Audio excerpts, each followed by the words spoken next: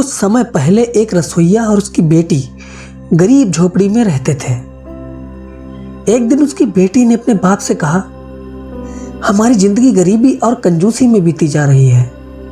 मैं नहीं जानती ये सब कब और कैसे ठीक होगा। मैं हालातों से लड़ते लड़ते थक गई हूँ। ऐसा लगता है एक मुश्किल हल करो तब तक दूसरी तैयार हो जाती है। उसका बाप, जो एक रसोइया था, उसको किचन में ले गया।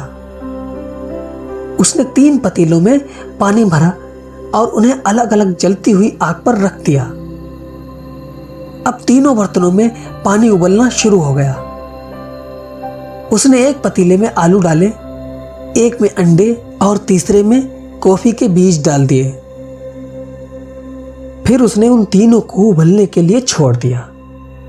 उसकी बेटी बेसब्री के साथ इंतजार करने लगी, यह जानने के लिए कि आखिर वह क्या कर रहा है। अगले 20 मिनट के बाद उसने तीनों चूल्हों को बंद कर दिया।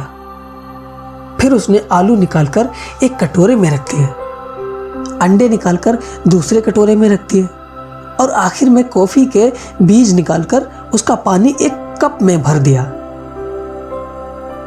अपनी बेटी की तरफ मुड़ा और पूछा, बेटी, तुमने क्या देखा? तुम्हें क्या समझ आया?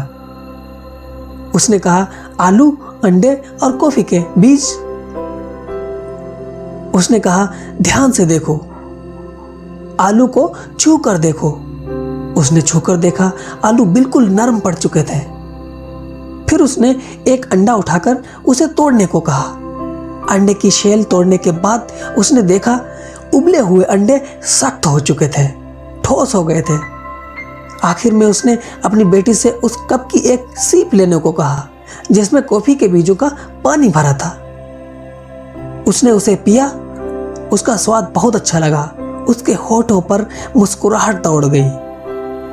उसके बाप ने कहा, इस सब का मतलब जानती हो?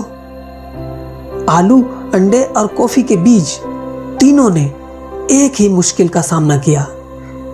उबलता हुआ पानी। तीनों बराबर आंच पर थे, तीनों बराबर पानी में थे। तीनों ही 20 मिनट तक उबलते रहे, लेकिन तीनों की प्रतिक्रियाएं अलग अलग थीं। आलू, जो कठोर थे लेकिन उबलते पानी में नरम और मुलायम हो गए।